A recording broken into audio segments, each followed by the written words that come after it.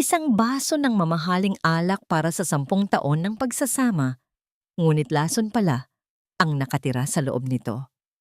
Sa gitna ng bagyo sa Tagaytay, hindi lamang ang puso ko ang winakasan ni Mateo, kundi pati na ang aking hininga. Habang nakalutang ako sa pagitan ng kamatayan, narinig ko ang halakhak ng aking sariling kapatid, ang babaeng nagdadalang tao na pala ng asawa ko. Sino ang mananalo? Ang hustisya o ang puot? Abangan ang muling pagbangon ng isang kaluluwang itinuring ng abo. Sawang-sawa na ako sa iyo, Solen. At sa totoo lang, mas excited pa ako sa baby namin ni Maricar kaysa sa anibersaryong ito. Ang boses ni Mateo ay kasing lamig ng hanging umiihip sa batda ng Tagaytay. Walang bahid ng pag-aalinlangan, walang bakas ng pagsisisi. Ang mga salitang binitawan niya ay tila mga talim na dahan-dahang humihiwa sa katinoan ni Solen. Sa mga sandaling iyon, mahigpit na hawak ni Solen ang isang maliit na pelus na kahon sa loob ng kanyang bulsa. Isang mamahaling relo ang nasa loob niyon. May nakaukit na, habang buhay, Mateo at Solen. Inilaan niya ang nakaraang 3 buwan para hanapin ang regalong iyon. Tinitiis ang pagod mula sa opisina para lamang masiguradong magiging espesyal ang kanilang ika-10 anibersaryo.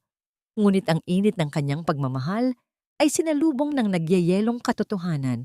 Dahan-dahang lumabas si Maricar mula sa likod ni Mateo. Ang kanyang kapatid, ang babaeng itinuring niyang higit pa sa kadugo, ay nakasuot ng isang manipis na sutlang damit na humahaplos sa kanyang bahagyang matambok na tiyan. Isang mapait na ngiti ang nakaguhit sa mga labi nito habang marahan niyang hinahaplos ang sariling sinapupunan. "I'm sorry, Ate Solen," wika ni Maricar sa isang tono na tila ba nanguuyam. "Hindi ko naman ginustong saktan ka, pero hindi mapipigilan ang tibok ng puso. At heto, may bunga na ang pagmamahalan namin ni Mateo. Kailangan na niyang maging ama, at kailangan ko ng asawa. Hindi ka nakasama sa plano." Naramdaman ni Solen ang unti-unting pagbigat ng kanyang dibdib. Ang hanging pumapasok sa kanyang mga baga ay tila naging libu-libong karayom na tumutusok sa kanyang lalamunan. Hindi siya makasigaw. Walang boses na lumalabas sa kanyang mga labi. Ang tanging naririnig lamang niya ay ang mabilis at marahas na tibok ng kanyang sariling puso na tila gustong kumawala sa kanyang tadyang. Naramdaman niya ang panginginig ng kanyang mga tuhod.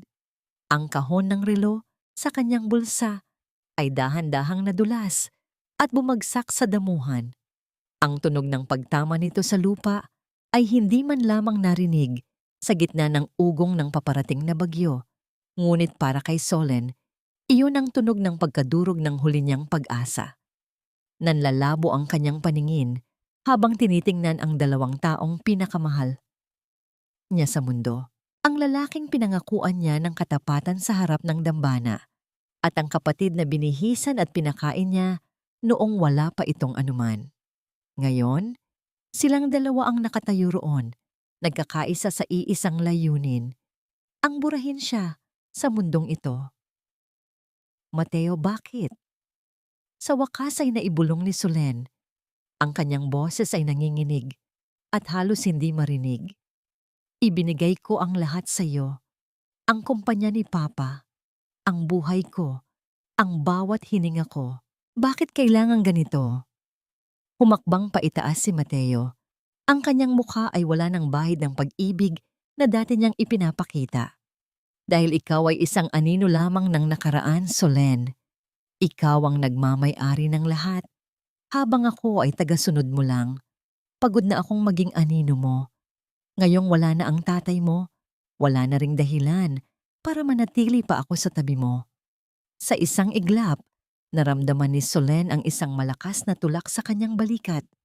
Ang kanyang katawan ay nawalan ng balanse. Ang huling nakita niya ay ang madilim na langit at ang malamig na mga mata ni Mateo bago siya tuluyang lamunin ng kadiliman ng bangin. Habang nahuhulog, isang tanong ang paulit-ulit na umaalingaw-ngaw sa kanyang isipan. Sa loob ng 10 taon, pag-ibig ba ang ibinigay ko sa kanila? O isang kutsilyo na gagamitin nila para saksakin ako sa likod? Ang tanging natira sa ibabaw ng talampas ay ang amoy ng mamahaling pabango ni Maricar na humalo sa amoy ng basang lupa, habang ang sasakyan ni Solen ay dahan-dahang dumadaos-dos patungo sa kamatayan. Walang nakakita, walang nakarinig, kundi ang piping saksi ng gabi. Patay ka na dapat sa lakas ng pagkakahulog mo, pero mukhang ayaw ka pa ng impyerno. Ang boses na yon ay paos, tila isang tuyong dahon na kinakalo sa semento.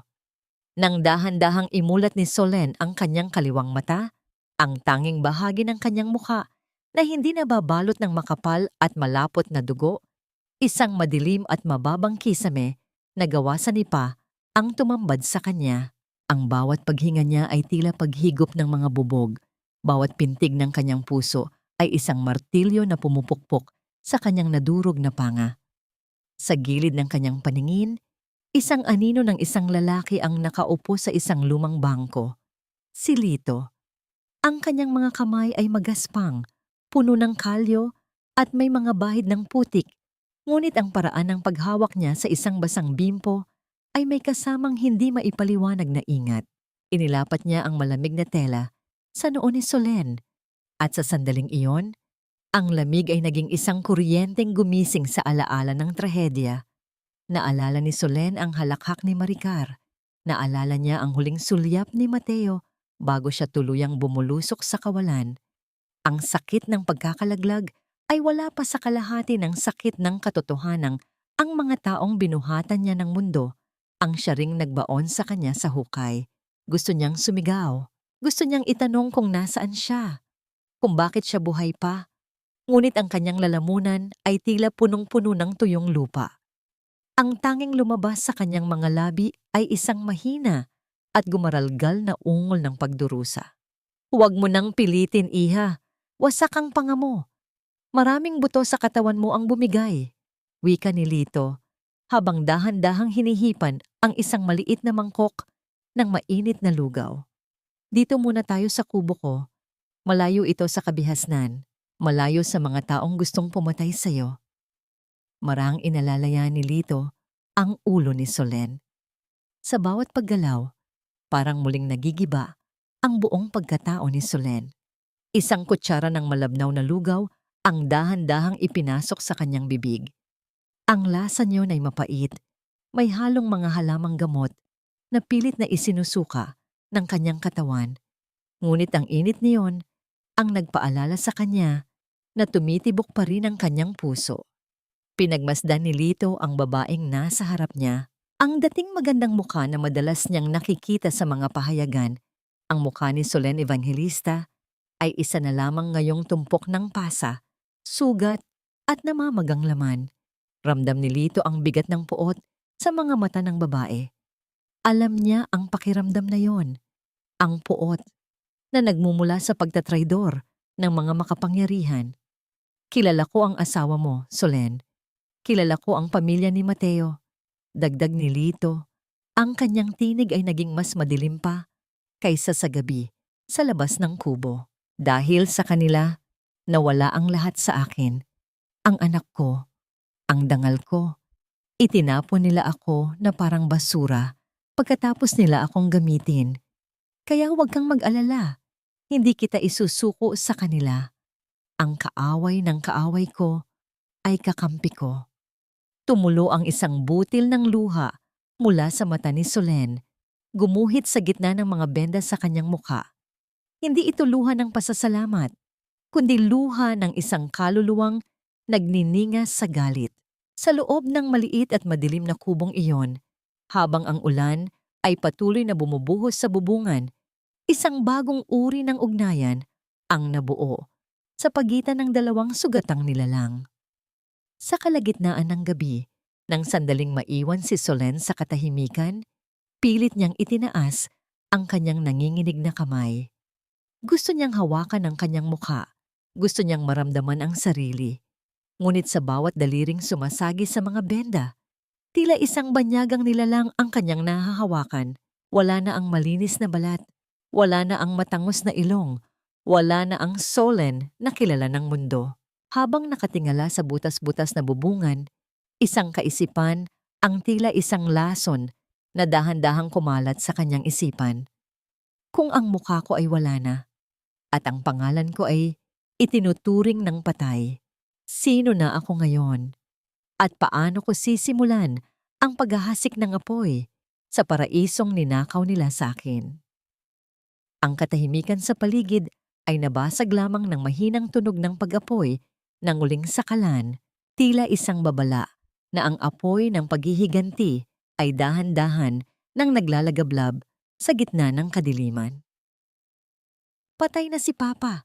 Wala na ang kaisa-isang taong naniwala sa akin. Ang katotohanan iyon ay hindi nanggaling sa isang panaginip, kundi mula sa isang lumang radyong de baterya na nakapatong sa mesa ni Lito. Ang boses ng tagapagbalita ay tila isang malupit na hatol na dumudurog sa huling hibla ng pag-asa ni Solen. Ayon sa balita, pumanaw si Don Roberto Evangelista dahil sa atake sa puso, isang atake na naganap eksaktong 2 araw matapos ibalita ni Mateo ang trahedyang sinapit ni Solen sa bangin ng Tagaytay. Sa loob ng masukal na kubo, ang tanging maririnig ay ang mabagal at gumaralgal na paghinga ni Solen. Gusto niyang humiyaw hanggang sa mabasag ang katahimikan ng gubat, ngunit ang kanyang lalamunan ay tila nakakandado sa tindi ng hinagpis. Ang kanyang mga kamay, na nababalot pa rin ng maruruming benda, ay mahigpit na nakakapit sa gilid ng kawayang papag hanggang sa bumaon ang kanyang mga kuko sa tigas nito. Inilapag ni Lito ang isang piraso ng lumang pahayagan sa harap niya. Doon, sa unang pahina, ay makikita ang larawan ni Mateo at Maricar na kapwa nakasuot ng itim.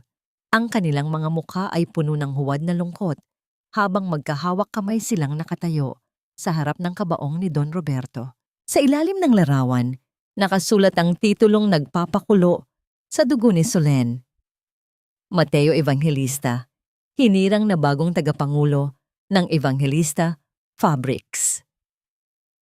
Ginamit nila ang pagkamatay mo para pasukuin ang puso ng tatay mo, mahinahong sabi ni Lito, habang ang kanyang mga mata ay nakatuon sa malayo. Tila may sariling alaalang pilit na binabaon. Pinirmahan ng papa mo ang lahat ng papeles habang nasa ospital siya. Sa huling sandali ng buhay niya, naniwala siyang wala ka na. Kaya ibinigay niya ang lahat sa taong akala niya ay nagmamahal sa iyo. Isang matinding panginginig ang bumalot sa buong katawan ni Solen.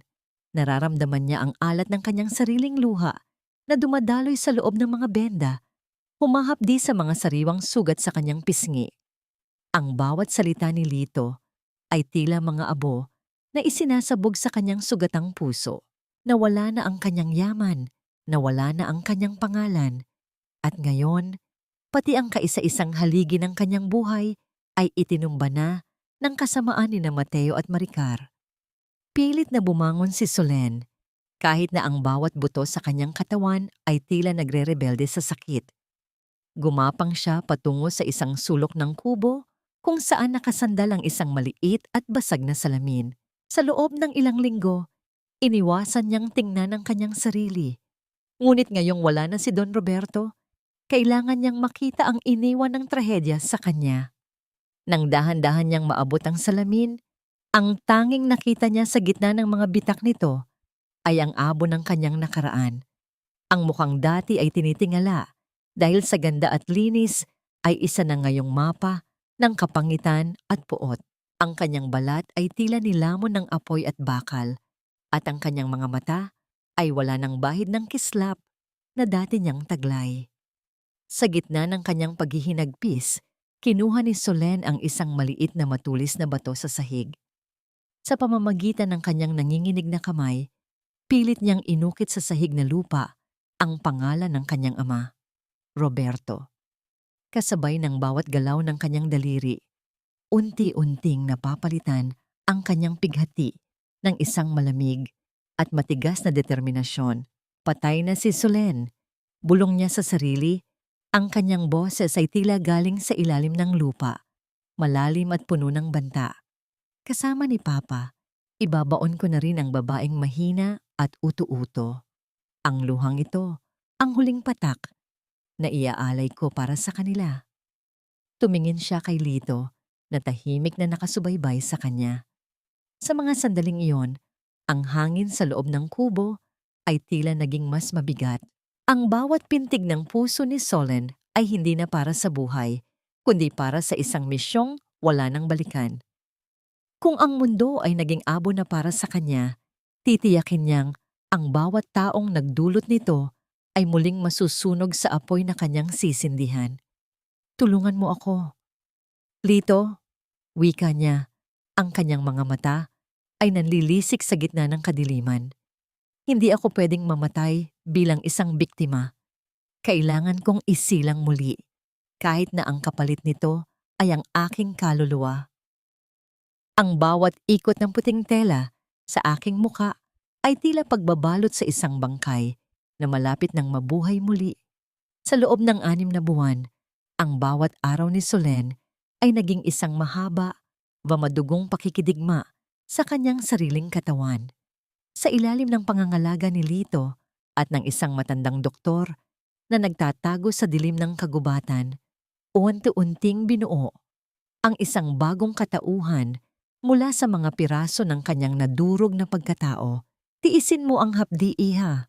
Ang bawat kirot na nararamdaman mo ngayon ay ang presyong dapat mong bayaran para sa iyong bagong simula.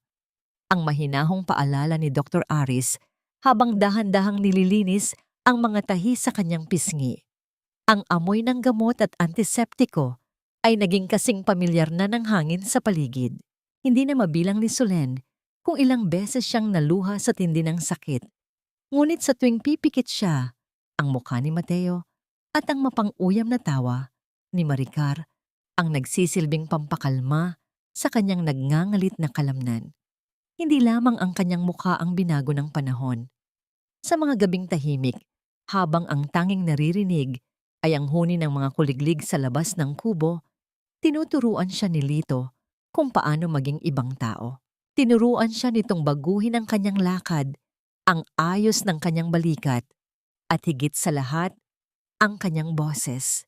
Ang dating malambing puno ng kagalakang tinig ni Solen Evangelista ay kailangang mamatay upang bigyang daan ng isang mas malalim, mas matikas, at mas malamig na pananalita. You have to forget the lady who grew up in silk and roses, Solen. Seryosong sabi ni Lito habang pinagmamasdan siyang maglakad ng may mabibigat na hakbang. Ngayon, ikaw na si Celeste, isang babaeng galing sa wala. Pero may kakayahang kunin ang lahat. Huwag mong hahayaang makita sa iyong mga mata ang kahit na anong bakas ng awa. Isang gabi, habang nagpapahinga sa ilalim ng malamlam na liwanag ng gasera, ibinahagi ni Lito ang dahilan ng kanyang matinding galit. Dati akong driver ni Mateo.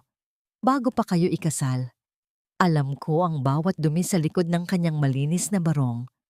Noong nakasagasa siya ng isang matandang pulubi, dahil sa kalasingan, ako ang itinuro niya. Pinakulong niya ako at hinayaang mabulok habang siya ay nagpapakasa sa yaman ng pamilya ninyo. Doon ko natutunan na ang batas ay para lamang sa mga may pera. Naramdaman ni Solen ang isang matinding kurot sa kanyang puso. Ang pagmamalasakit ni Lito ay hindi lamang pala dahil sa kabutihan ng loob, kundi dahil sa parehong sugat na dulot ng iisang tao. Sa sandaling iyon, dahan-dahang lumapit si Lito sa kanya. Kinuha nito ang isang luma at kahoy na suklay at marahang hinaplos ang mahaba at itim na buhok ni Solen. Sa kabila ng mga benda at sa kabila ng madilim na nakaraan, iyon ang unang pagkakataon na naramdaman ni Solen na siya ay ligtas. Ang bawat haplos ng suklay sa kanyang buhok ay tila nagpapahilom sa mga sugat na hindi nakikita ng mata. Hindi ito ang uri ng pag-ibig na nakasanayan niya. Ito ay isang ugnayang nabuo mula sa abo ng pagtatraydor. Isang tahimik na panata na silang dalawa ay hindi na muling magpapaapi sa agos ng tadhana. Handa ka na ba? Tanong ni Dr. Aris pagkalipas ng ilang linggo. Ang araw na yon ay tila mas maliwanag kaysa sa karaniwan. Ang huling bahagi ng mga benda ay dahan-dahang inalis mula sa kanyang mukha. Naramdaman ni Solen ang malamig na hangin na humahalik sa kanyang bagong balat. Ang kanyang puso ay tumitibok ng mabilis, tila isang tambol na nagbabadya ng isang malaking pagbabago. Dahan-dahan niyang imulat ang kanyang mga mata at tumingin sa malaking salamin na hawak ni Lito. Ang imaheng bumulaga sa kanya ay hindi ang babaeng nahulog sa bangin. Ang nasa harap niya ay isang dayuhan, isang babaeng may matalim na panga, matangos na ilong, at mga matang tila may taglay na misteryo at kapangyarihan. Wala na ang bakas ng kahapon. Wala na ang bakas ng pagiging biktima. Hinawakan ni Solen ang kanyang bagong mukha at isang tipid na ngiti ang lumitaw sa kanyang mga labi. Hindi na ito ang namangiti ng isang asawa. Ito ay ang nanangiti ng isang mandirigma. Goodbye, Solen, bulong niya sa hangin. And welcome back, Celeste. Habang nakatingin siya sa kanyang bagong anyo, isang tanong ang nanatiling nakasabit sa kanyang isipan. Makikilala pa kaya ng demonyo ang anghel na binalatan niya ng buhay o ang bagong mukhang ito ang magsisilbing huling tanawin na makikita nila bago sila tuluyang mawasak? Ang bawat hakbang ko sa marmol na sahig ng mansyong ito ay tila paglalakad sa ibabaw ng mga pako. Ang dating tahanan na puno ng amoy ng mga sariwang rosas at tunog ng tawanan ay naging isang malamig na kuta ng kasinungalingan. Sa harap ng malaking pinto ang gawa sa nara, huminto ako ng sandali. Kinapa ko ang aking dibdib, pilit na pinapakalma ang mabilis na pintig ng aking puso. Hindi na ako si Solen, ako na si Celeste, isang banyaga sa sarili kong pamamahay. Nang bumukas ang pinto, ang bumungad sa akin ay si Maricar. Nakasuot siya ng isang mamahaling seda na duster. Ang kanyang buhok ay maayos na nakaayos at ang kanyang mukha ay puno ng kolorete na tila ba laging handa para sa isang pagtitipon. Ngunit sa likod ng ganda niyon, nakikita ko ang isang babaeng laging balisa. Ang kanyang mga mata ay pabalik-balik sa paligid na tila may hinahanap na multo. Ikaw ba ang bagong caregiver na ipinadala ng agency? Ang mataray na tanong ni Maricar habang tinitingnan ako mula ulo hanggang paa. Sana naman ay mas matagal ka kaysa sa huli. Masyadong mapili ang biyanan ko at ayaw ko ng mga tatanga-tanga sa bahay na ito. Yumuko ako ng bahagya. Itinatago ang nagngangalit na galit sa loob ng aking mga mata. Opo, ma'am. Ako po si Celeste. Gagawin ko po ang lahat para maibigay ang kailangang alaga ni Lola Esmeralda. Ang boses ko ay malalim at kalmado. Malayo sa dating tinig ni Solen na puno ng lambing. Mabuti naman, sabi ni Maricar habang humahakbang palayo. Huwag kang titingin sa akin ng ganyan. Isa ka lang hampas lupa na binabayaran para maglinis ng dumi ng matanda. Huwag mong isiping magiging bahagi ka ng pamilyang ito. At tandaan mo, huwag kang pakalat-kalat sa second floor kung hindi kailangan. Dinala ako ni Maricar sa silid ni Lola Esmeralda. Ang dating matapang at mapagmataas na ginang na laging nanlalait sa aking pinagmulan ay nakahiga na ngayon sa isang hospital bed. Ang kanyang kalahating katawan ay paralisado at ang kanyang mga mata ay nakatingin lamang sa kisame. Tila ba naghahanap ng kasagutan sa kanyang sinapit. Pagkaalis ni Maricar, dahan-dahan akong lumapit sa kama. Nang magtagpo ang aming mga mata, nakita ko ang biglang paglaki ng mga balintataw ni Lola Esmeralda. Ang kanyang nanginginig na kamay ay pilit na itinaas. Tila ba may gustong abutin o ituro. Ang kanyang mga labi ay gumalaw, ngunit walang tunog na lumabas, kundi isang mahinang huni ng paghihirap. Nararamdaman ko ang kanyang takot. Marahil ay may kung anong pamilyar sa aking mga mata na hindi kayang burahin ng anumang operasyon. Huwag kayong matakot, Lola. Bulong ko sa kanyang tenga. Ang aking boses ay puno ng pait na may halong awa. Nandito na ako para alagaan kayo at para na rin panoorin ang unti-unting pagguho ng kahariang itinayo ng anak ninyo sa ibabaw ng aking mga abo. Pagkaraan ng ilang oras, habang tulog na ang matanda, lumabas ako para kumuha ng mainit na tubig. Sa aking paglalakad patungo sa kusina, napadaan ako sa isang madilim na sulok sa ilalim ng hagdan, ang lugar kung saan inilalagay ang mga gamit na hindi na kailangan. Doon, sa gitna ng mga lumang kahon at alikabok, nakita ko ang isang punit-punit na larawan. Isang larawan ng aking kasal. Dahan-dahan ko itong pinulot. Ang mukha ni Solen sa larawan ay puno ng busilak na kaligayahan, habang si Mateo naman ay nakangiti ng buong tamis. Naramdaman ko ang hapdi sa aking lalamunan. Ang larawang ito, na dating nakasabit sa gitna ng sala, ay itinapon na lamang na parang basura. Hinaplos ko ang mukha ng batang Solen, isang paalam sa babaeng namatay na sa bangin ng Tagaytay. Biglang tumahimik ang buong paligid. Naramdaman ko ang isang malamig na hangin na dumaan sa aking likuran, kasunod ang tunog ng mabibigat na hakbang sa marmol. Isang pamilyar na amoy ng mamahaling sigarilyo at pabango ang humahalimuyak sa hangin. Ang amoy ni Mateo. Sino ka? At anong ginagawa mo rito sa dilim? Ang malalim at baritonong boses ni Mateo ang bumasag sa katahimikan. Nanigas ang aking buong katawan. Dahan-dahan kong itinago ang larawan sa aking bulsa at humarap sa kanya. Nakatayo siya doon. Ang kanyang anino ay tila isang malaking halimaw na bumabalot sa akin. Lumapit siya, dahan-dahan, hanggang sa maramdaman ko ang init ng kanyang hininga sa aking malapit sa aking mukha. Ang kanyang mga mata ay nanunuri, tila ba sinusubukang basahin ang bawat guhit ng aking bagong mukha. Hindi ako kumurap, hindi ako gumalaw. Hinayaan ko siyang tingnan ang banyagang nasa harap niya, habang sa loob ko ay sumisigaw ang bawat bahagi ng aking pagkatao para sa hustisya. Ang panganib ay narito na, at ang bawat segundong kasama ko siya ay isang pagsusugal sa pagitan ng aking buhay at ng aking paghihiganti. Bakit parang amoy rosas dito sa pasilyo, Mateo? Ipinatapon ko na ang lahat ng mga bulaklak na yon nung mamatay si Solen, hindi ba? Ang boses ni Maricar ay puno ng kaba at bahid ng pagkapraning habang naglalakad siya sa madilim na koridor ng mansyon. Sa kabilang dulo, nakatayo ako sa loob ng anino, tinitingnan ang aking sarili sa salamin ng isang lumang aparador. Sa aking kamay ay isang maliit na bote ng pabango, ang paboritong scent ni Solen na itinago ko mula sa aking mga lumang kagamitan. Isang wisik lamang sa hangin at ang alaala ng nakaraan ay sapat na para yanigin ang kanilang mundong puno ng kasinungalingan. Hindi sumagot si Mateo. Narinig ko ang kanyang mabibigat na hakbang patungo sa kanilang silid.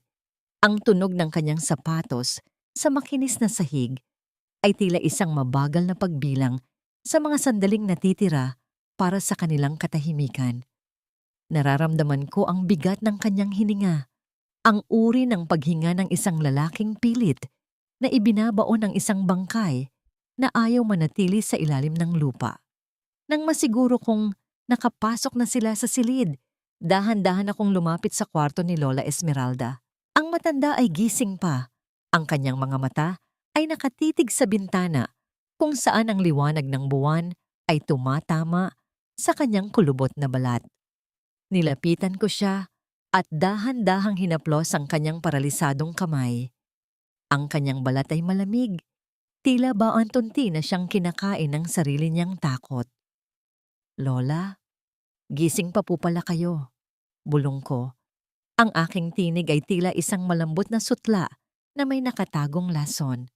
Narinig niyo ba ang sinabi ni Maricar? Amoy rosas daw dito. Alam niyo po ba kung bakit? Dahil ang kaluluwang kinuha ninyo ay hindi pa nakakaalis sa bahay na ito. Nandito lang siya, nanonood sa bawat maling galaw ninyo. Nakita ko ang mabilis na paggalaw ng mga mata ni Lola Esmeralda. Ang kanyang lalamunan ay gumalaw, tila may gustong isigaw. Ngunit ang tanging lumabas ay isang mahina at gumaralgal na tunog na tila isang huling hininga ng isang naghihingalo. Hinigpitan ko ang hawak sa kanyang kamay, hindi sapat para saktan siya, kundi para iparamdam sa kanya ang aking presensya, ang presensya ng isang multong na buhay muli. Huwag kayong mag-alala, hindi ko kayo sasaktan. Sa ngayon, patuloy ko sa aking pabulong na pananalita. Gusto ko pang makita niyo kung paano magkakawatak-watak ang pamilyang ito. Gusto kong makita niyo kung paano niyo pag-aagawan ang kayamanang ninakaw niyo sa akin hanggang sa wala nang matira sa inyo, kundi ang amoy ng kamatayan. Paglabas ko ng silid, nakita ko si Mateo na nakatayo sa dulo ng pasilyo, hawak ang isang baso ng alak. Ang kanyang mga mata ay pagod, at ang kanyang barong ay bahagyang nakabukas sa may leeg. Nang makita niya ako, tumigil siya sa pag-inom. Ang kanyang paningin ay nanatili sa aking mukha. Tila ba may hinahanap siyang hindi niya matagpuan. Anong ginagawa mo rito, Celeste? Akala ko ba ay tapos na ang shift mo sa pag-aalaga kay Mama? Tanong niya. Ang kanyang boses ay tila isang kaluskos ng tuyong papel. Pasensya na po, Sir Mateo. Sagot ko nang may kasamang magalang na yuko. Narinig ko lang po na tila hindi mapakali si Lola. Kaya tiningnan ko lang kung kailangan niya ng tubig. At tama po si Mama Ricar. Parang may kung anong amoy rito sa labas. Marahil ay dala lamang yon ng hangin mula sa hardin. Tumingin si Mateo sa paligid. Ang kanyang mga kamay ay bahagyang nanginginig habang hawak ang baso. Wala iyon. Guni-guni lang yon ni Maricar dahil sa kanyang pagbubuntis. Bumalik ka na sa kwarto mo. Tumalikod ako. Ngunit bago ako tuluyang makaalis, sinimulan kong humuni ng isang napakaliit na himig. Isang kanta na lagi kong inaawit kay Mateo noong kami ay bago pa lamang kasal. Ang himig ay mahina. Tila isang hangin na dumaan sa kanyang pandinig, ngunit sapat na para patigilin siya sa kanyang kinatatayuan. Naramdaman ko ang kanyang paninigas, ang tunog ng basong nabitawan niya at ang pag-apaw ng alak sa sahig ay hindi ko na kailangang tingnan pa. Alam kong sa gabing ito, hindi na siya makakatulog ng mahimbing. Ang bawat bulong ng dilim ay magiging boses ko at ang bawat amoy ng rosas ay magiging paalala na ang kanyang kasalanan ay hindi pa tapos bayaran. Sa loob ng aking sariling silid, tinanaw ko ang dilim ng gabi. Ang simula ng aking plano ay hindi sa pamamagitan ng puwersa, kundi sa pamamagitan ng dahan-dahang pagpaparamdam ng takot at pangamba. Isang bulong, isang amoy, isang himig, hanggang sa sila na mismo ang maghangad na matapos na ang lahat ng ito. Hindi ako bobo, Maricar. Bilangin mo ang mga buwan. Sa tingin mo ba ay hindi ko napapansin ang pagkakaiba? Ang boses ni Mateo ay tila isang nagngangalit na bagyo na bumabasag sa katahimikan ng mansyon sa kalagitnaan ng gabi.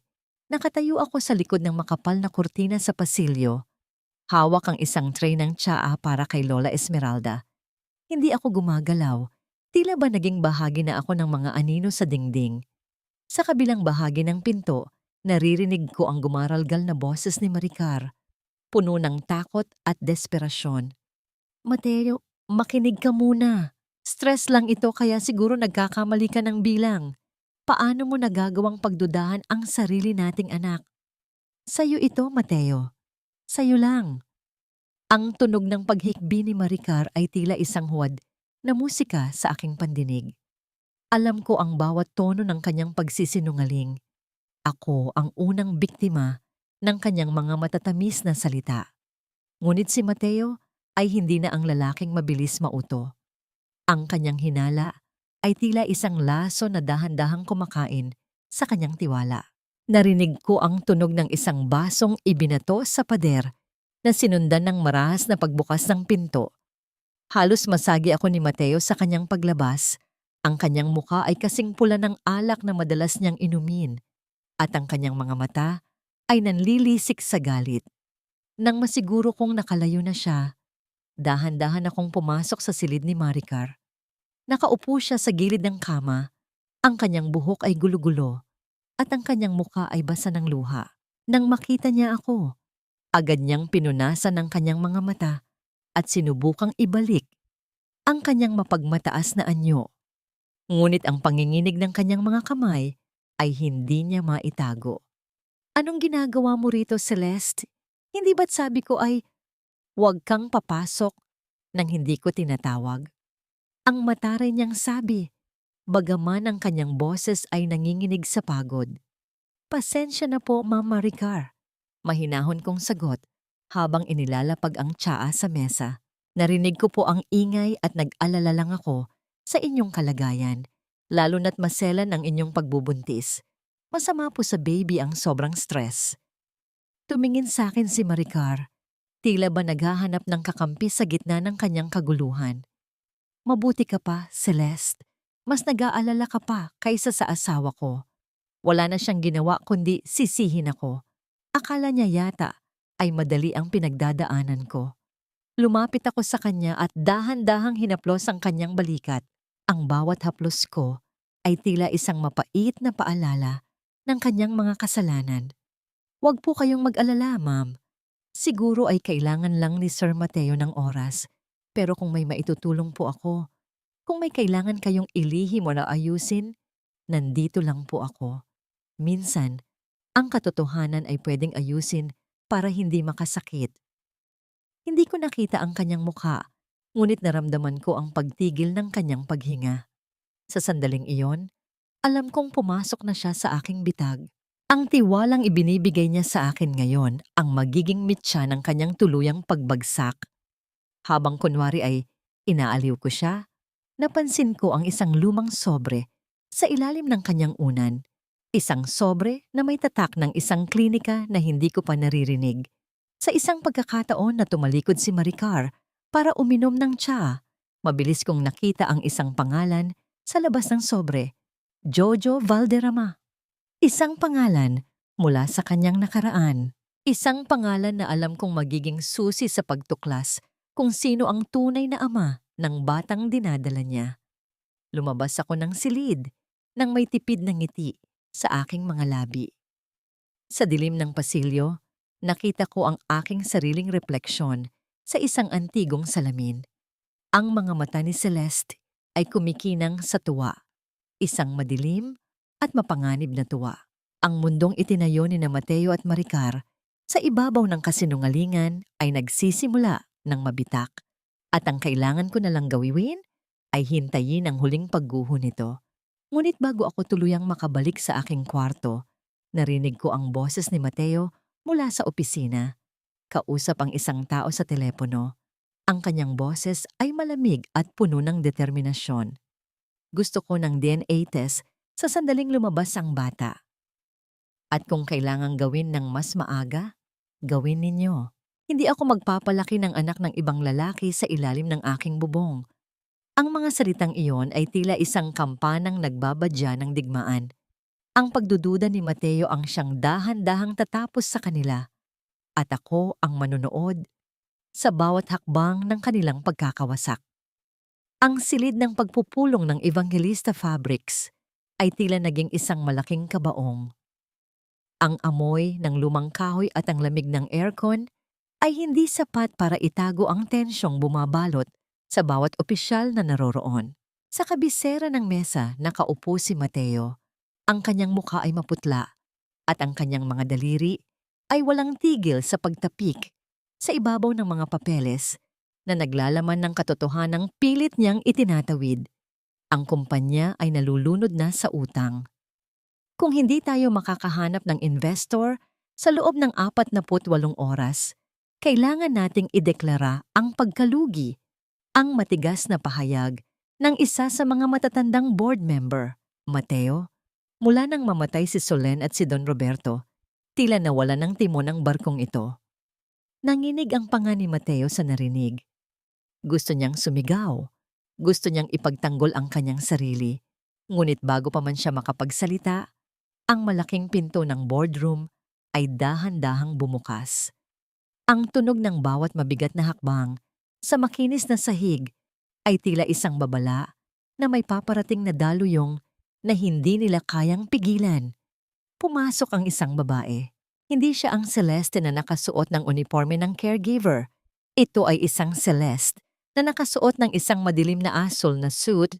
Ang kanyang buhok ay maayos na nakastyle at ang kanyang mga mata ay nakatago sa likod ng mga mamahaling designer sunglasses. Sa likod niya ay si Lito, na ngayon ay nakasuot na rin ng formal na kasuotan. Bitbit ang isang briefcase na tila naglalaman ng kapangyarihan. "Good morning, gentlemen." Ang boses ko ay tila isang malamig na kristal na bumasag sa katahimikan. "I am Celeste, the representative of Lito and Associates.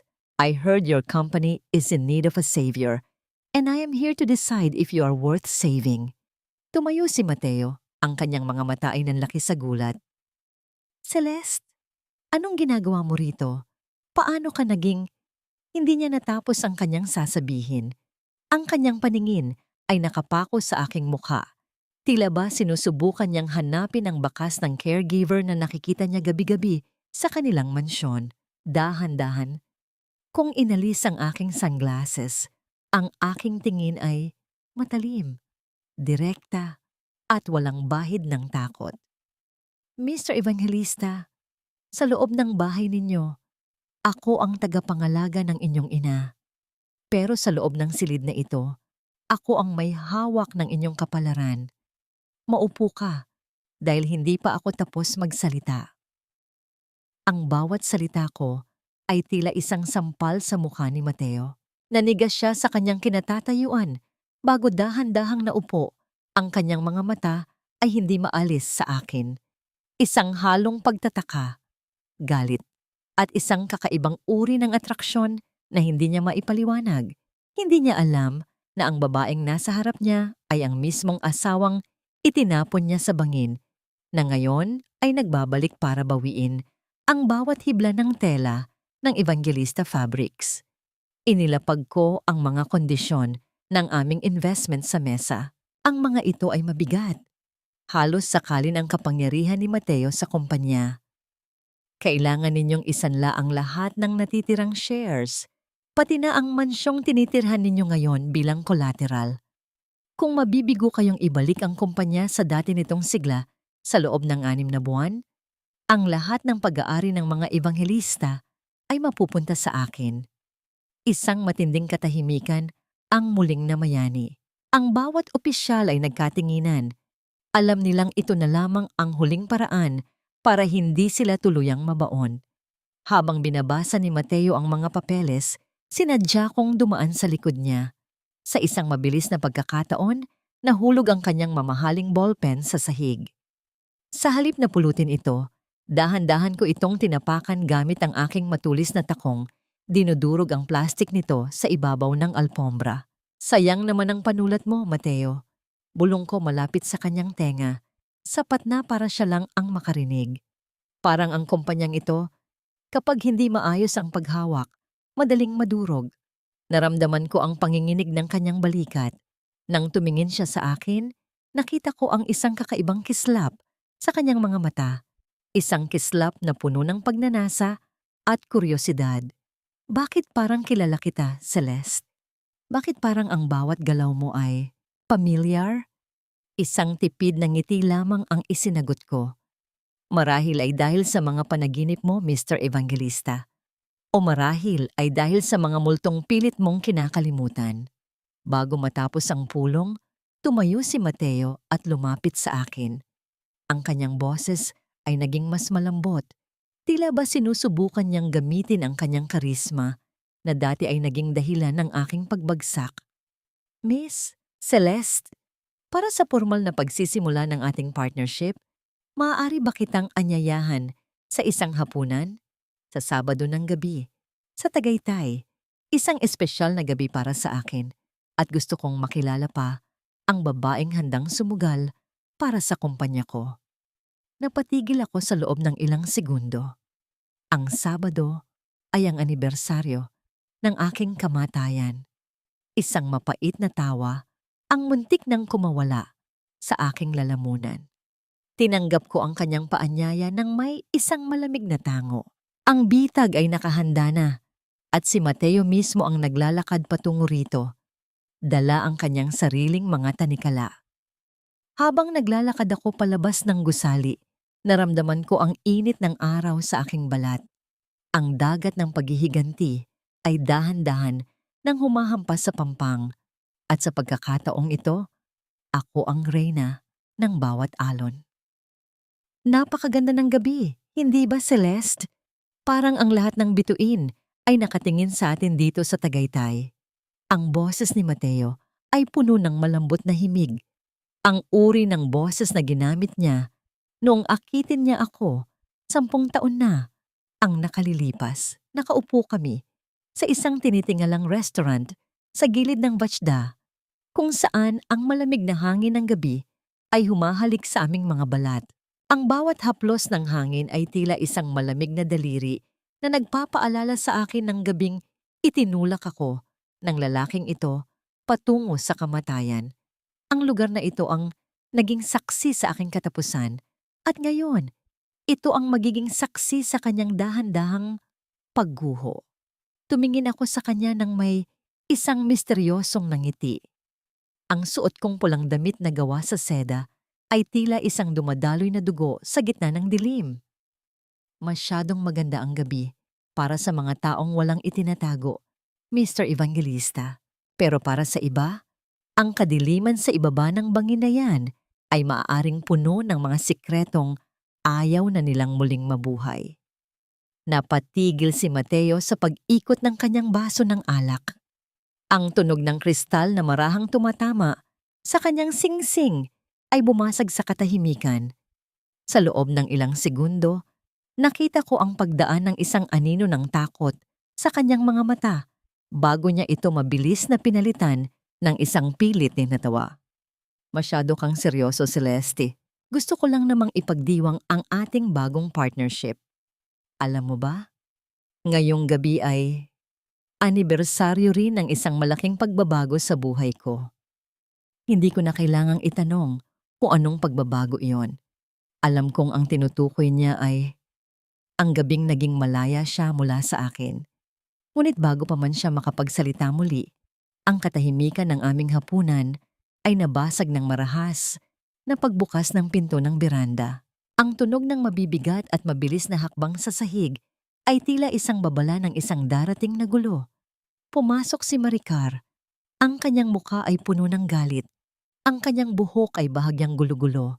At ang kanyang malaking tiyan ay tila nagpapakita ng bigat ng kanyang kalagayan.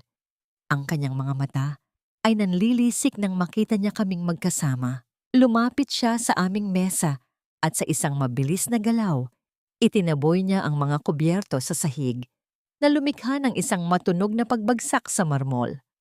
Mateo, akala ko ba ay nasa opisina ka pa? Ang sigaw ni Maricar. Ang kanyang boses ay nanginginig sa selos. Tumingin siya sa akin ng may matinding pandidiri. At ikaw na hampas lupang caregiver na nagpanggap na investor.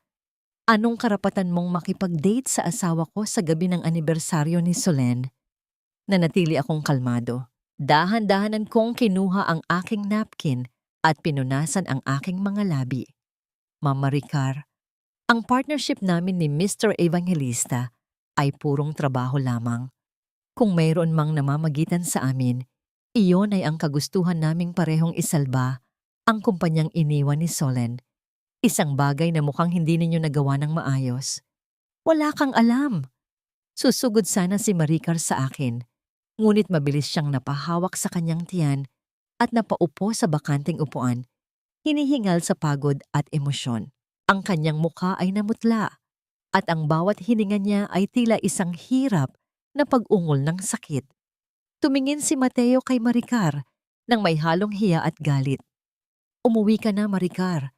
Nakakahiya ang ginagawa mo sa harap ng ating investor. Huwag mong idamay si Celeste sa mga selos mong walang basehan.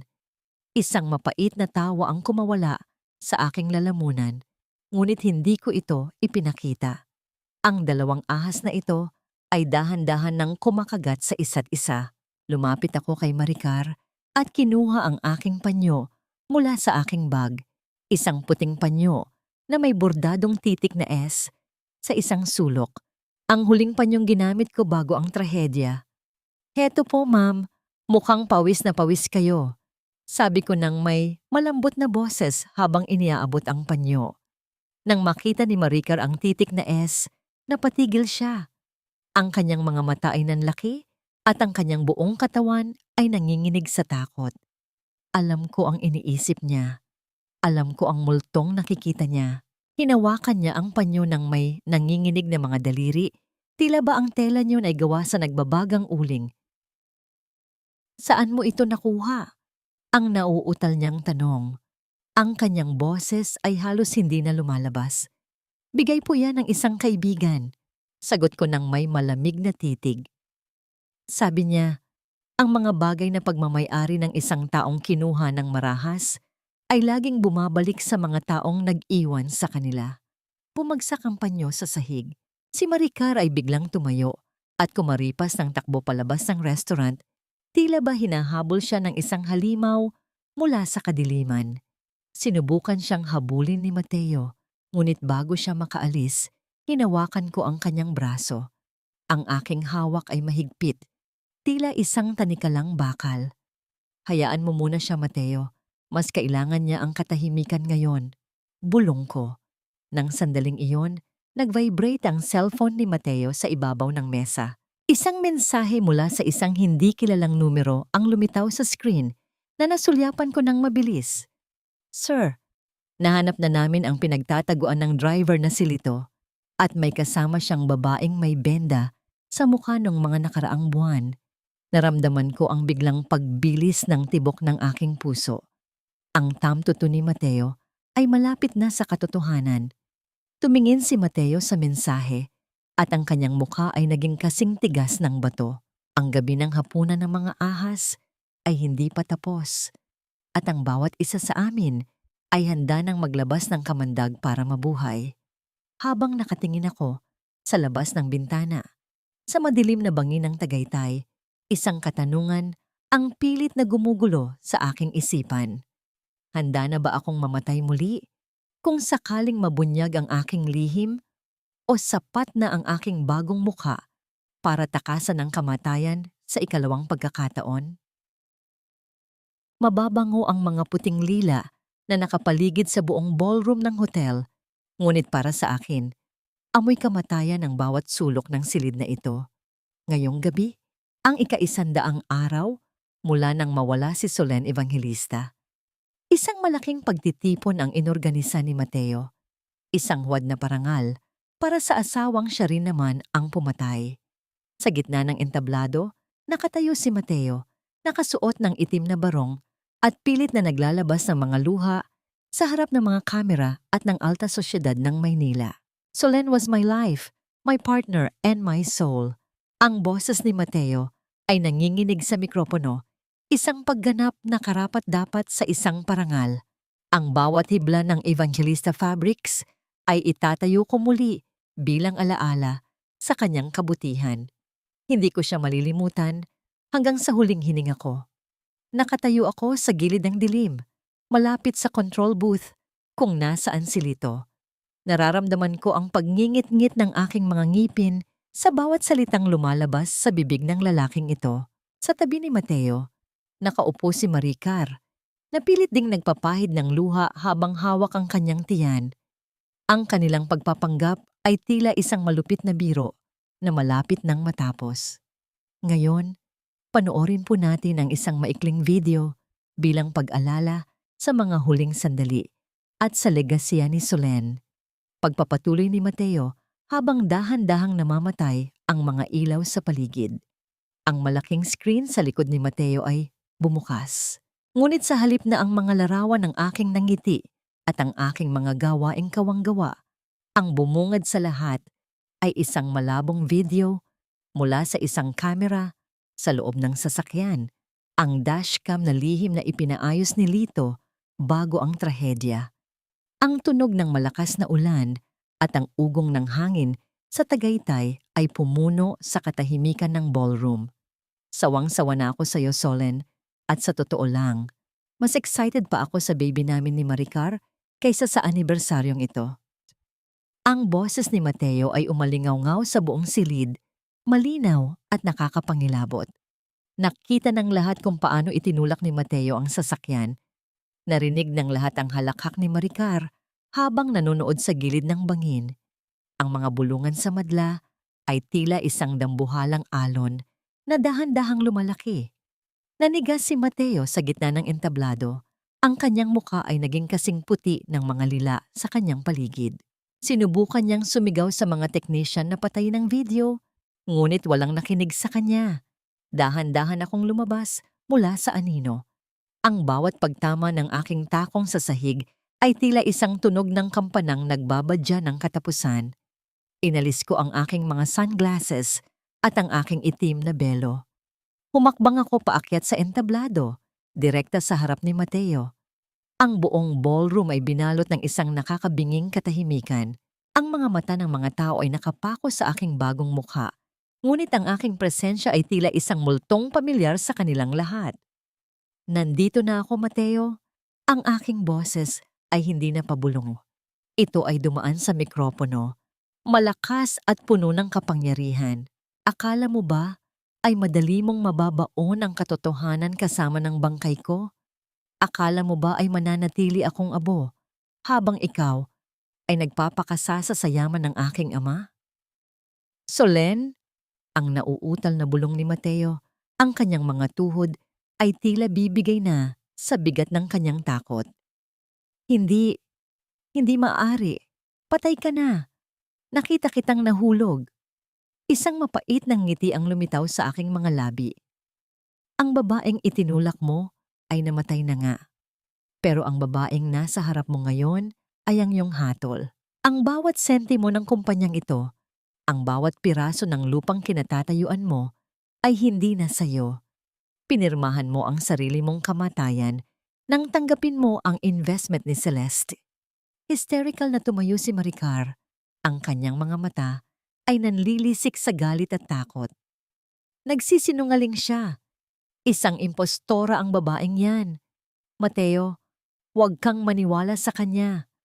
Ngunit huli na ang lahat. Ang mga pinto ng ballroom ay bumukas at pumasok ang mga operatiba ng pulisya. Kasunod si Lito na may hawak na mga papeles na nagpapatunay ng pagkalaso ni Don Roberto sa ilalim ng pamamahala ni Mateo. Ang bawat mata sa loob ng silid ay nakatingin sa kanila ng may pandidiri. Sa gitna ng kaguluhan, nang makita ni Mateo na wala na siyang takas, isang marahas na galit ang bumalot sa kanyang mukha. Sa isang mabilis at hindi inaasahang galaw, hinablot niya ang isang matulis na kutsilyo mula sa mesa ng mga pagkain sa tabi ng entablado.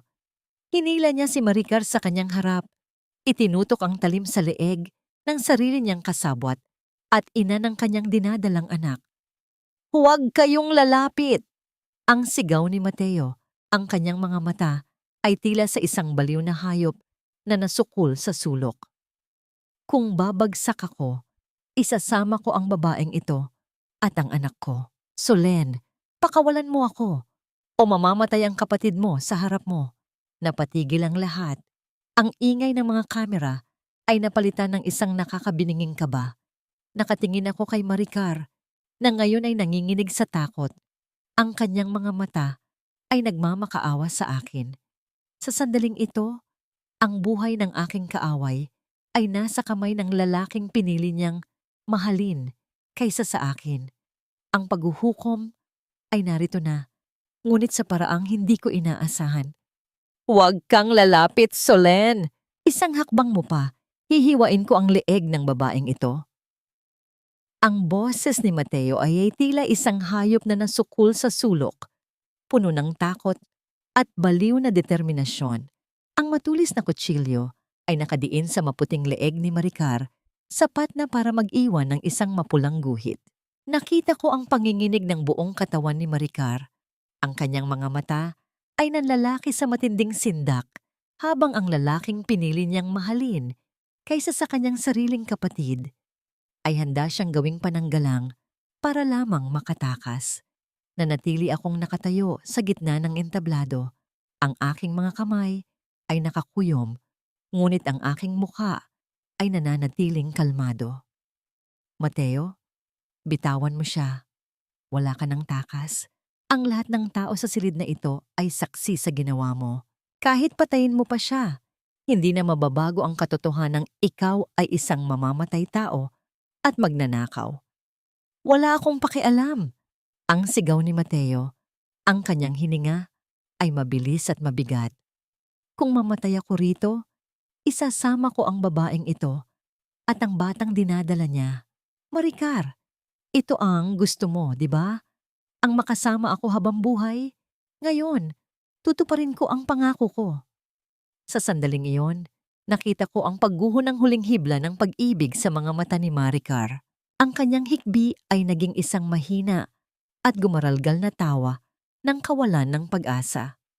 Mateo, ganun lang ba ako sa iyo? Isang kagamitan para makuha ang gusto mo? Ipinagpalit ko ang lahat para sa iyo. Pinatay ko ang konsensya ko para sa iyo. Pero ngayon, handa mo akong patayin para lang mabuhay ka? Naramdaman ko ang paggalaw ni Lito sa aking likuran. Dahan-dahan siyang umiikot para kumuha ng magandang anggulo. Ngunit bago pa man makakilos ang mga pulis, mabilis na sumiklab ang isang kaguluhan. Sa tindi ng takot at galit, biglang nanlaban si Maricar. Sinubukan niyang kumawala sa bisig ni Mateo, na naging dahilan ng kanilang pagkawala ng balanse sa gilid ng entablado. Ang tunog ng kanilang pagbagsak sa sahig ay tila isang malakas na paghampas ng alon sa pampang. Mabilis na sumugod ang mga operatiba ng pulisya at dinaluhong si Mateo. Ang kutsilyo ay tumalsik sa malayo at ang mga posas ay dahan-dahang ikinabit sa kanyang mga kamay. Habang hinihila siya palabas ng ballroom, ang bawat taong nadadaanan niya ay nagpapakita ng pandidiri at pagkamuhi. Ang dating makapangyarihang Mateo Evangelista ay dinuraraan ng lipunang dati niyang kinanginan. Samantala, naiwan si Maricar sa sahig, nakahawak sa kanyang tiyan habang namimilipit sa sakit. Ang kanyang muka ay kasing puti ng papel at ang kanyang mga labi ay nanginginig. Lumapit ako sa kanya, hindi para tumulong, kundi para panoorin ang bunga ng kanyang sariling mga itinanim. Ang bawat pagtulo ng kanyang luha ay tila isang pagbabayad sa bawat gabing umiyak ako sa ilalim ng ulan. Ate, tulungan mo ako. Ang mahina niyang bulong, ang kanyang kamay ay pilit na inaabot ang dulo ng aking damit. Ibinigay ko ang lahat sa iyo, Maricar. Ang boses ko ay malamig, walang bahid ng awa. Binihisan kita, pinakain, at itinuring na tunay na kapatid. Pero ang ibinalik mo sa akin ay kamatayan. Ang sakit na nararamdaman mo ngayon ay hindi dahil sa pagbagsak mo, kundi dahil sa katotohanang ang lalaking pinag-alayan mo ng lahat ay hindi kailanman nagmahal sa iyo. Isinugod si Maricar sa ospital, ngunit ayon sa mga balita kinabukasan, nawala ang batang kanyang dinadala dahil sa matinding stress o trauma. Ang karma ay hindi natulog. Kinuha nito ang lahat ng bagay na pinahalagahan ni Mateo at Maricar hanggang sa wala nang matira sa kanila, kundi ang kanilang sariling mga anino sa loob ng rehas. Pagkaraan ng ilang araw, bumalik ako sa aming mansyon, ang mansyon na akin ng muling pagmamay-ari. Pumasok ako sa silid ni Lola Esmeralda. Nakatingin siya sa akin. Ang kanyang mga mata ay hindi na puno ng galit, kundi ng isang malalim na pagsisisi. Hinaplos ko ang kanyang kamay nang may isang pait na ngiti. Lola, tapos na po ang lahat, bulong ko. Nakuha ko na ang katarungang ipinagkait ninyo sa akin. Pero huwag kayong mag-alala. Hindi ko kayo itatapon sa kalsada gaya ng ginawa ng anak ninyo sa akin. Mananatili kayo rito bilang saksi sa muling pagbangon ng pamilyang sinubukan ninyong sirain. Lumabas ako sa balkonahe at nakita ko si Lito na naghihintay sa hardin. Ang hangin ay malinis. Tila ba dinala ng bagyo ang lahat ng dumi ng nakaraan. Kinuha ko ang aking lumang larawan ng kasal mula sa aking bulsa. Ang larawang nakita ko sa basurahan noong mga nakaraang buwan. Gamit ang isang lighter, sinilaban ko ang dulo niyon. Pinanood ko ang dahan-dahang pag-akyat ng usok patungo sa langit. Ang mukha ni Mateo at ang mukha ng lumang Solen ay unti-unting naging abo. Tinatangay ng hangin patungo sa kung saan. Walang tunog ng pag-iyak, walang tunog ng pagsisisi. Ang tanging maririnig ay ang mahinahong hininga ng isang babaeng sa wakas ay nakalaya na mula sa kanyang sariling bilangguan. Tumingin ako kay Lito at tumango. Lito, handa na akong magsimula muli. Pero hindi bilang si Solen at hindi na rin bilang si Celeste. Magsisimula ako bilang isang babaeng marunong ng lumaban para sa kanyang sarili. Ang sikat ng araw na tumatama sa aking mesa sa Evangelista Fabrics ay hindi na kasing pait ng dati. Wala na ang amoy ng lason at panlilinlang. Sa halip, ang buong opisina ay puno ng halimuyak ng mga sariwang sampagwita. Sa loob ng 6 na buwan matapos ang paghuhukom, dahan-dahan kong binago ang kumpanya. Hindi na lamang ito isang negosyo ng tela. Ito na ang Solen's Haven, isang pundasyong kumakalinga sa mga kababaihang biktima ng karahasan at pagtatraidor. Inilapag ko ang aking panulat at tumingin sa labas ng bintana. Ang mga tao sa kalsada ay abala sa kanilang mga buhay. Bawat isa ay may dalang sariling kwento ng hirap at ginhawa. Napapahawak ako sa aking pisngi. Ang mga pilat na iniwan ng operasyon ay naroon pa rin. Dahan-dahang nagiging bahagi ng aking bagong ganda. Hindi na ako nagtatago sa likod ng makapal na kolorete o malalaking sunglasses.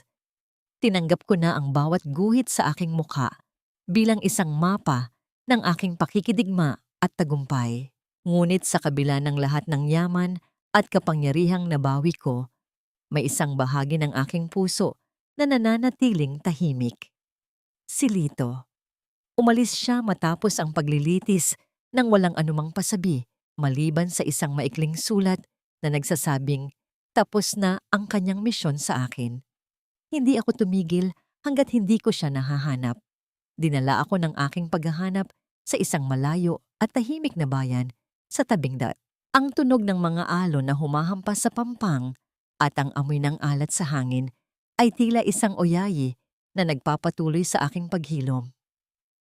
Sa dulo ng isang mahabang tulay na gawa sa kawayan, nakita ko ang isang pamilyar na anino. Nakaupo siya roon, may hawak na martilyo habang kinukumpuni ang isang maliit na bangka.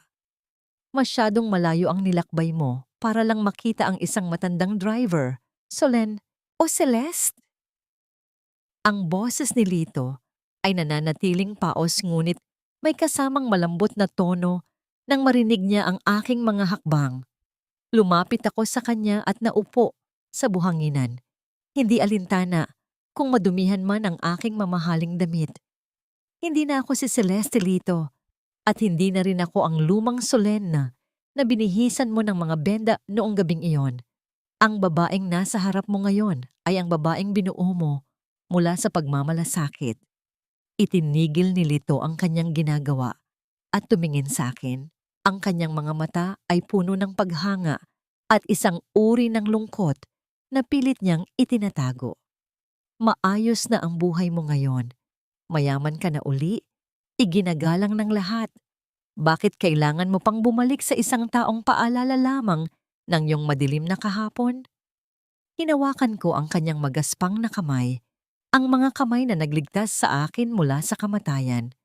Dahil sa gitna ng lahat ng kinang ng aking muling pagbangon, ikaw lang ang tanging nakakakilala sa kaluluwa ko nang wala itong maskara. Ang mga pilat sa mukha ko ay madaling ayusin ng mga doktor, Lito. Pero ang mga pilat sa puso ko, kailangan ng isang taong marunong maghilom ng sugat sa pamamagitan ng katapatan. Isang mahabang katahimikan ang namagitan sa amin.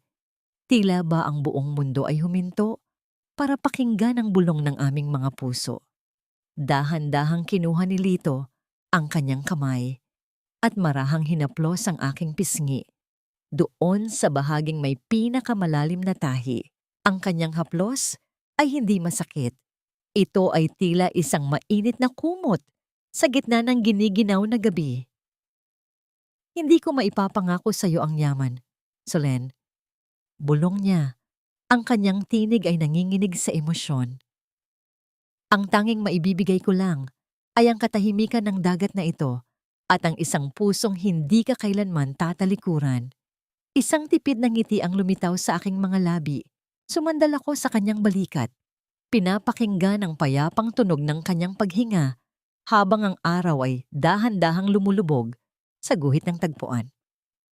Sa sandaling iyon, naramdaman ko ang tunog ng paglaya. Wala na ang puot, wala na ang pagnanais na makapanakit. Ang lahat ng sugat ng nakaraan ay dahan-dahan nang nagsasara, hindi dahil sa nakalimot ako, kundi dahil natutunan ko ng yakapin ang aking bagong sarili. Biglang naramdaman ko ang pag-vibrate ng aking telepono sa aking bag.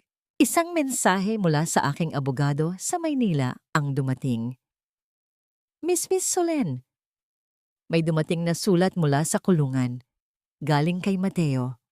Gusto ka raw niyang makausap para humingi ng tawad bago siya ilipat sa National Penitentiary. Tumingin ako sa screen ng telepono, pagkatapos ay sa malawak at asul na dagat. Kinuha ko ang telepono at mabilis na nag-type ng sagot. Sunugin ninyo ang sulat. Wala na akong kailangang marinig mula sa kanya. Ang katahimikan ko ang aking huling sagot. Binitawan ko ang telepono sa buhanginan at muling ipinikit ang aking mga mata. Ang hangin ay humihihip ng malakas, tila ba tinatangay ang huling mga abo ng aking nakaraan. Sa tabi ni Lito, sa ilalim ng nagbabagong kulay ng langit, nahanap ko ang isang bagay na hindi kayang bilhin ng anumang kumpanya. Ang kapayapaang nagmumula sa isang pusong marunong ng magpatawad sa sarili. Ang bawat dapit hapon sa hardin ng mansyong Evangelista ay hindi na nagdadala ng pangamba. Sa halip na ang malamig na bulong ng paghihiganti, ang hangin ngayon ay puno ng tawanan ng mga bata at ang mahinang pag-uusap ng mga kababaihang pansamantalang nanunuluyan sa Solens Haven. Ang dating kuta ng kasinungalingan ay naging isang kanlungan ng katotohanan at pag-asa. Nakatayo si Solens sa ilalim ng malaking puno ng nara, pinagmamasdan ang mga talulot ng bulaklak na dahan-dahang nalalaglag sa damuhan. Sa kanyang tabi, naroon si Lito, tahimik na nakasubaybay. Ang kanyang presensya ay tila isang matatag na pader na nagbibigay ng proteksyon nang walang hinihinging kapalit. Hindi na kailangan ng maraming salita sa pagitan nila. Ang bawat sulyap at ang init ng kanilang magkahawak na kamay ay sapat na para sabihing ang lahat ay maayos na. Sa loob ng bilangguan, nananatiling bilanggo si Mateo ng kanyang sariling pagsisisi, habang si Maricar naman ay pilit na binubuo ang kanyang buhay sa gitna ng kahihiyan at pangungulila. Para kay Solen, ang kanilang mga pangalan ay hindi na nagdudulot ng hapdi sa kanyang puso. Ang galit na dati ay tila isang nagbabagang uling sa kanyang dibdib ay dahan-dahan nang naging abo na tinangay na ng agos ng panahon. Nagawa mo na, Solen, mahinahong wika ni Lito habang iniaabot ang isang baso ng sariwang juice. Hindi mo lang nabawi ang kumpanya, nabawi mo rin ang sarili mo. Ngumiti si Solen, isang ngiting hindi na nagtatago ng anumang pait. Hindi ko ito magagawa kung wala ka, Lito. Tinuruan mo akong hindi sapat ang mabuhay lang. Kailangang may dahilan kung bakit tayo piniling mabuhay muli. Tumingala si Solen sa langit, kung saan ang kulay kahel na liwanag ng paglubog ng araw ay dahan-dahang nagpapaalam. Sa kanyang gunta, tila nakita niya ang kanyang ama, si Don Roberto, na nakangiti sa kanya mula sa kabilang buhay. Ramdam niya ang basbas nito, ang kapayapaang matagal niyang ipinagdasal para sa kanilang dalawa. Ang kwento ni Solen ay hindi lamang kwento ng isang babaeng pinagtaksilan.